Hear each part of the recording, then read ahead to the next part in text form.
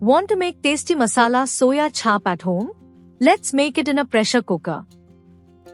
You will need 500 grams of soya chaap, sliced onions, tomatoes, garlic and ginger.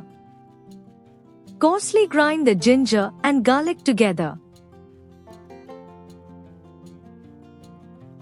Next, blend the sliced onions into a smooth paste.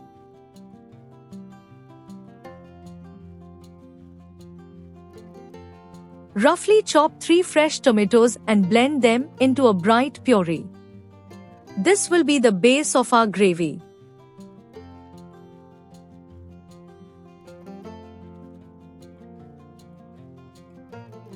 Cut the soya chaap into bite-sized pieces and fry them in hot oil until they turn lightly golden.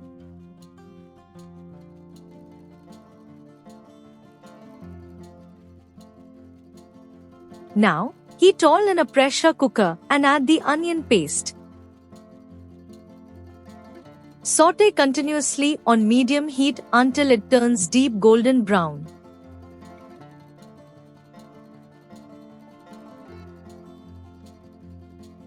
Add the fresh tomato puree and mix it well.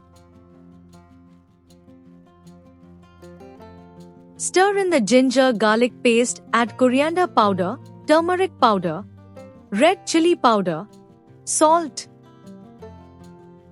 Kashmiri red chili powder and cumin powder. Roast this masala thoroughly until the oil separates. Drop in the fried soya chaap and mix perfectly to coat every piece. Pour in water for the gravy. Give it a stir. Pressure cook for 3 whistles. Look at that rich and beautiful color. Dish it out into a serving bowl. Garnish generously with fresh cream. Add ginger julienne, slit green chilies,